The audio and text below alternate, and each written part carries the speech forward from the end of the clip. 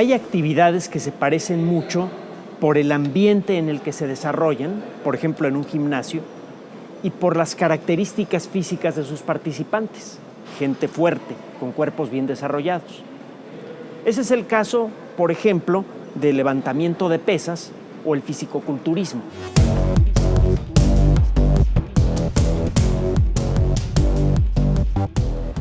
Es curioso, pero a veces existen más diferencias entre similares que entre opuestos. En el caso de actividades aparentemente similares, como el fisicoculturismo y el levantamiento de pesas, las diferencias son vastísimas en prácticamente cualquier aspecto que usted quiera mencionar. Por ejemplo, la perspectiva del entrenamiento, el tipo de alimentación, incluso a nivel molecular y celular, los músculos son fundamentalmente diferentes. Para desarrollar músculos capaces de levantar un gran peso de manera regular, es necesario un entrenamiento que le permita a estos músculos contraerse con fuerza sin desgarrarse. Esto requiere de una atención especial del entrenador e incluso con alguna frecuencia de tomar muestras de sangre o muestras de orina para ver cómo está funcionando la maquinaria molecular del cuerpo del atleta. En el caso del fisicoculturismo, lo que se busca no es desarrollar la potencia de los músculos, la capacidad para levantar grandes pesos, sino que lo que se busca es hacer que las fibras musculares individuales se hinchen para que los músculos se marquen mucho. El problema de estos músculos con fibras musculares gruesas es que se pueden desgarrar con facilidad.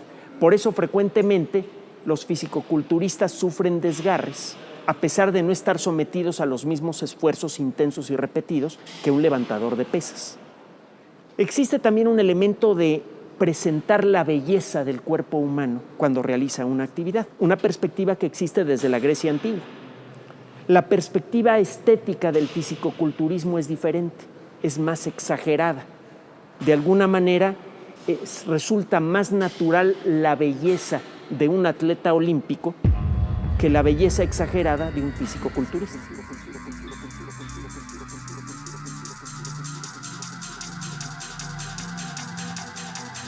Existen diferencias fundamentales en todos los aspectos de la práctica del fisicoculturismo y el levantamiento de pesas, desde la intención hasta las moléculas involucradas.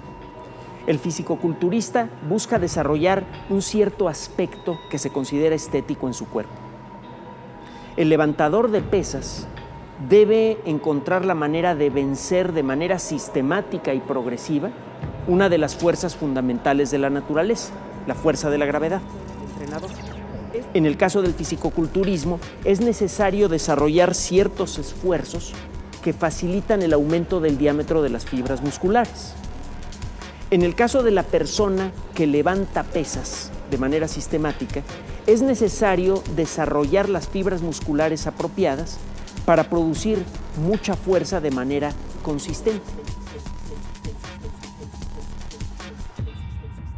Cuando se somete a una medición realizada con aparatos especiales a un fisicoculturista y a un levantador de pesas de características físicas comparables, la capacidad de desarrollar fuerza de ambos es muy diferente, aunque el aspecto sea muy similar.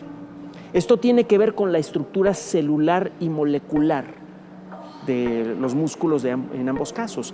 En el caso de los músculos del levantador de pesas, una pareja de proteínas que se llaman actina y miosina tienen un desarrollo especial. Estas moléculas, que tienen una forma vagamente similar a la de peines cuyas cerdas están encontradas, al deslizarse una sobre otra, generan el fenómeno de la contracción muscular. Mientras más fibras de este tipo existen, más fuerza tendrá el músculo para generar una contracción importante y sostenida. La cantidad y calidad de las fibras de actina y miosina en los músculos de un levantador de pesas y de un fisicoculturista es muy diferente. El proceso para desarrollarlas es diferente también. La construcción de estas proteínas es un proceso lento, no son proteínas que se puedan fabricar con facilidad.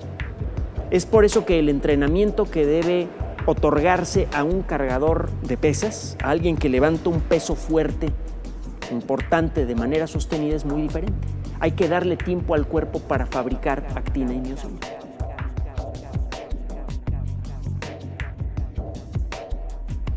El examen molecular de la sangre de un atleta que acaba de terminar una competencia de levantamiento de pesas y de una persona que practica el fisicoculturismo y acaba de terminar una competencia, revela diferencias importantes entre ambos.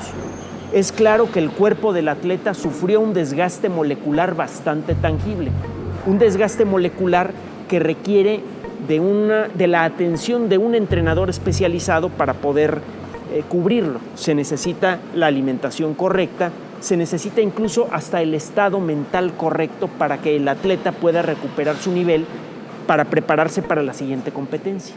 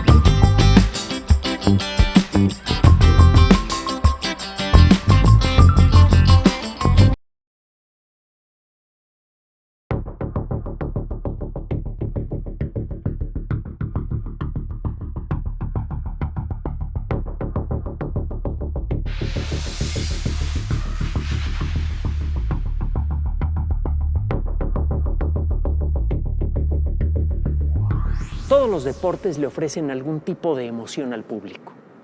A veces esa emoción es instantánea. Por ejemplo, cuando un boxeador logra el golpe que le da la medalla de oro. En otras ocasiones, todo el evento deportivo está lleno de emoción, que puede ser la intensa emoción de ver un despliegue de fuerza o la suave emoción de ver un evento lleno de belleza. Entre los deportes más estéticos se encuentra el nado sincronizado, un deporte que requiere de un gran sentido estético y también de un despliegue de fuerza continua. ¿Cómo es posible este balance entre belleza y fuerza?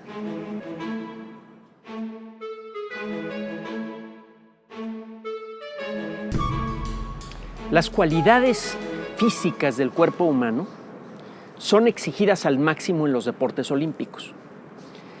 A veces una de esas cualidades es exigida de una manera especial. Por ejemplo, la fuerza de los músculos en el caso de una persona que carga pesas o que se dedica a la lucha grecorromana.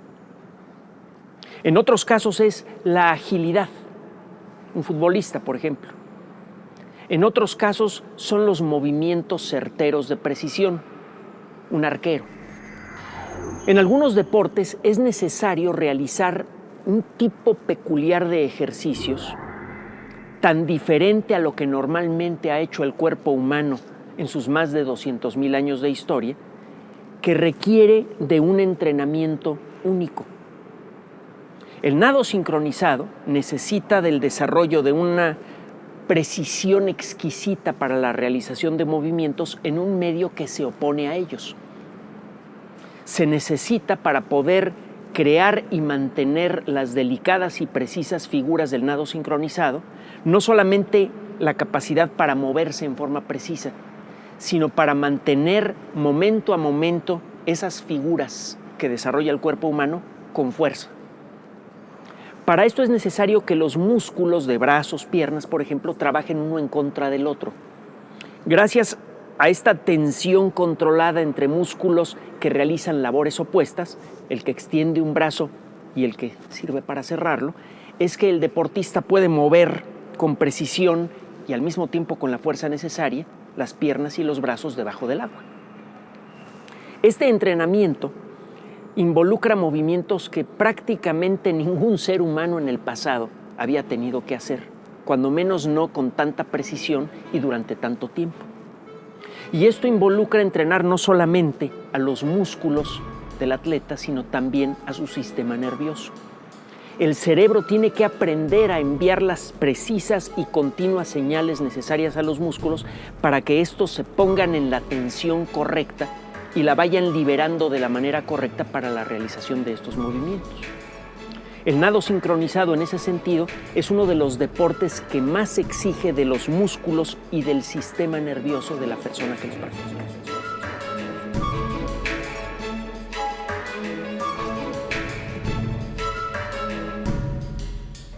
En más de una ocasión hemos dicho en esta serie que el deporte lleva al cuerpo humano a sus límites y luego busca la manera de superarlos.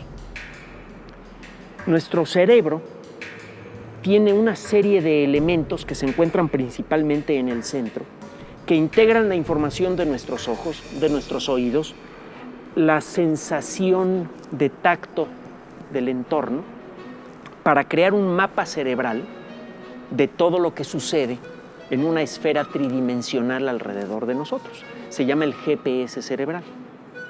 Nos permite calcular instintivamente en dónde se encuentran los objetos que vimos hace un momento en el suelo para no tropezarnos con ellos, por ejemplo. Durante casi toda la historia de la civilización y de la humanidad, la gente tuvo que utilizar su sistema GPS cerebral para manejarse en dos dimensiones. Prácticamente todas las actividades de todas las personas, con muy pocas excepciones, ocurren con los pies en el suelo. Es necesario tener un sentido tridimensional del ambiente para poder lanzar una flecha hacia su blanco y poder llevar algo de comida a la casa. Pero el cuerpo de la persona que lanza esa flecha está pegado al suelo. Es solo hasta el siglo XX en el que algunas personas han tenido que realizar actividades importantes, a veces por un intervalo de tiempo muy largo, en tres dimensiones. Por ejemplo, los astronautas en la Estación Espacial Internacional. Por ejemplo, un paracaidista. Probablemente el caso más extremo del uso del sistema GPS cerebral de una manera creativa es el del nado sincronizado. Desde el descubrimiento de este sistema neurológico hace pocos años, un descubrimiento que por cierto le valió el premio Nobel a sus autores, hemos aprendido a descubrir cuáles son sus verdaderos límites. A pesar de haber sido organizado por la evolución para funcionar en dos dimensiones, el sistema GPS cerebral funciona bien en tres. En el nado sincronizado, las personas que lo practican deben frecuentemente imaginarse como flotando en el espacio y deben realizar movimientos extraordinariamente precisos independientemente de la orientación de sus cuerpos. Algo para lo que el sistema GPS cerebral normalmente nunca había servido antes. Este sistema se puede entrenar para realizar funciones que no existieron en toda la historia de la humanidad sino hasta hace poco. Esto da una idea de la enorme flexibilidad de nuestro cuerpo y por otro lado también da una idea de cómo el deporte organizado puede realmente romper los límites de nuestro propio cuerpo para buscar los nuevos límites que nos plantea el siglo XXI. Algunos deportes olímpicos son muy antiguos. La lucha grecorromana, el lanzamiento de jabalina, existen desde la antigua era de las Olimpiadas. Otros deportes son muy jóvenes, como el nado sincronizado. Todavía viven y están perfectamente sanas muchas personas que practicaron ese deporte a nivel olímpico por primera vez. Esto significa que a lo largo de los más de 200,000 años de historia de nuestra especie, casi todas las generaciones humanas que han transcurrido desde entonces no tuvieron que practicar los precisos, bellísimos y extraños movimientos que realizan las nadadoras de nado sincronizado debajo del agua.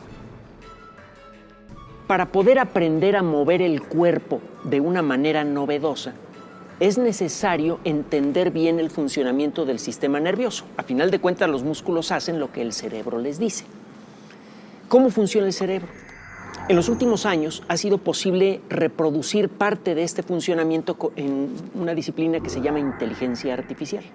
Hay un tipo peculiar de programas de cómputo que se llaman redes neuronales que simulan con ciertas limitaciones el funcionamiento que conocemos del cerebro.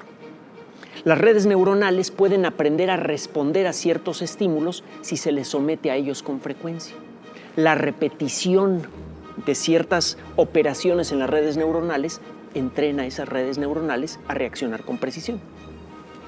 Las redes neuronales de nuestro cerebro se pueden entrenar, repitiendo, por ejemplo, movimientos para los cuales el cuerpo humano no está acostumbrado. Este esfuerzo de repetición es muy importante no solamente en las nadadoras de precisión, sino también en las personas que se dedican a otros deportes que involucran pensar en 3 dimensiones de una manera especialmente intensa. Por ejemplo, las personas que se dedican al vuelo acrobático de precisión como Patty Wagstaff. El extraño baile que realizan para representar los movimientos que tienen que realizar durante una competencia es la forma en la que ellos entrenan a sus redes neuronales para poder hacer movimientos que la evolución nunca diseñó.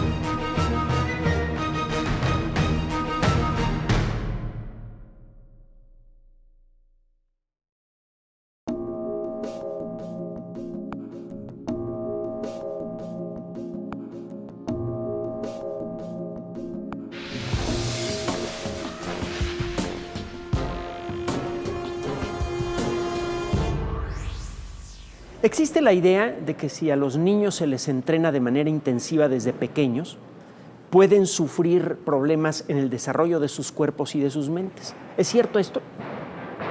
La realidad es que con un entrenamiento apropiado, un entrenamiento profesional, su cuerpo y su mente se desarrollan de manera armónica, mucho mejor que el de una persona que no practica deporte.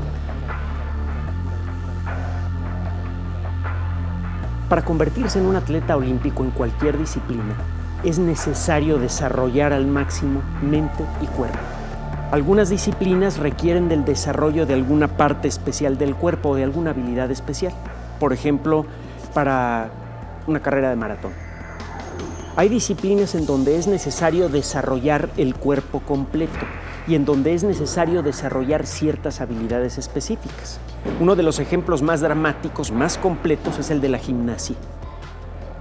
Es necesario desarrollar fuerza en todas las extremidades y en el centro del cuerpo, y es necesario además desarrollar un tipo de fuerza diferente al que necesita un levantador de pesas, por ejemplo. Es una fuerza que permite mantener una tensión controlada y precisa en todo momento. Por eso, los movimientos de un gimnasta de calidad olímpica son siempre fluidos, suaves, aunque detrás de ellos exista una gran cantidad de fuerza. Para poder convertirse en un gimnasta de primera línea, es necesario empezar desde muy joven. Y hay un problema con eso. Existen tejidos especiales en el cuerpo, por ejemplo, en la base de los huesos largos, durante nuestros primeros 20 años de vida más o menos, que trabajan rápidamente para crear nuevo hueso. En los músculos hay células especializadas que están creando nuevo músculo también. Eso es lo que permite el crecimiento rápido de nuestro cuerpo. Un entrenamiento mal planteado podría alterar de manera importante este proceso. El entrenador tiene entonces que resolver un acertijo importante. ¿Cómo logra que sus estudiantes desarrollen sus máximas capacidades sin que esto repercuta de manera negativa en su desarrollo normal?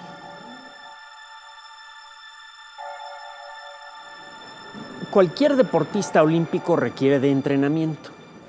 pero es claro que el entrenamiento es diferente para cada caso. Todos los atletas olímpicos deben, por ejemplo, aprender a desarrollar fuerza con su cuerpo, pero la fuerza no se expresa siempre de la misma manera. No es lo mismo levantar un gran peso o dar un golpe certero para conseguir un knockout en una competencia de boxeo que el realizar los cuidadosos, precisos, suaves, elegantes movimientos de un gimnasta. Es necesario, obviamente, darle un entrenamiento diferente a cada deportista para conseguir resultados diferentes. En el caso de la gimnasia, uno de los factores que debe considerar el entrenador es el estilo de fuerza que desarrollan los músculos. La fuerza instantánea necesaria para levantar un gran peso o para lanzar un golpe preciso es diferente a la tensión continua entre músculos opuestos que existen en el cuerpo de un gimnasta. Frecuentemente, para realizar ciertos movimientos con mucha precisión, es necesario que músculos en partes opuestas, por ejemplo del brazo, se pongan en tensión. De alguna manera, la fuerza que desarrolla un músculo se contrapone con la fuerza que desarrolla un músculo opuesto. De este juego de opuestos es que aparece la posibilidad de realizar movimientos muy precisos, pero llenos de fuerza, que le permiten, por ejemplo, a un competidor mantener una buena figura en los aros. Los músculos generan fuerza, a final de cuentas, gracias a la energía que encuentran en la sangre. En la sangre de cualquier persona circula oxígeno, que está atrapado en los glóbulos rojos, y glucosa. La glucosa, al igual que la gasolina de un automóvil, se quema en contacto con el oxígeno y libera energía. Hay todo un largo proceso molecular que se llama fosforilación oxidativa. Este complejo proceso molecular es el que permite que las células tomen energía de los alimentos. Y obviamente, si un atleta está utilizando mucha energía, esto tendrá alguna repercusión en el balance molecular de su sangre.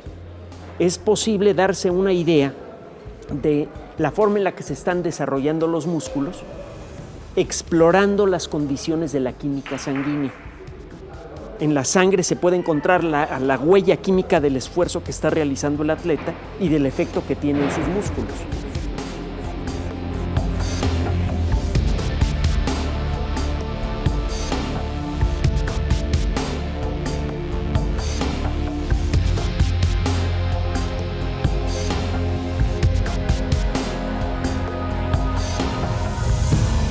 En una competencia olímpica participa el cuerpo y la mente de cada competidor. A final de cuentas, cuerpo y mente son la misma cosa y es necesario entrenarlos de la manera apropiada. El tipo de entrenamiento físico que necesita un gimnasta claramente es diferente al que necesita alguien que va a levantar pesas. Y lo mismo ocurre con su mente. La persona que se dedica a la gimnasia debe realizar movimientos precisos, a veces muy lentos, a veces muy rápidos y siempre llenos de fuerza. Si falla en el tiempo o en la fuerza que debe aplicar en uno de sus movimientos, puede ocurrir una caída incluso grave. Un entrenamiento completo en el mundo de la gimnasia involucra por una parte el desarrollo armónico del sistema musculoesquelético y también el desarrollar el tipo de perspectivas, de instintos de un bailarín profesional. Es necesario conocer al cuerpo propio con tanta precisión que uno sabe exactamente qué posición tiene cada uno de los músculos y de los huesos del cuerpo, incluso sin verlos. Es necesario desarrollar la concentración apropiada para generar la tensión correcta en cada momento. Es necesario entonces diseñar técnicas de concentración diferentes a las que se le enseñan a una persona que se dedica al tiro con arco. De esta unión apropiada entre el entrenamiento físico y el entrenamiento mental es que sale un deportista olímpico completo.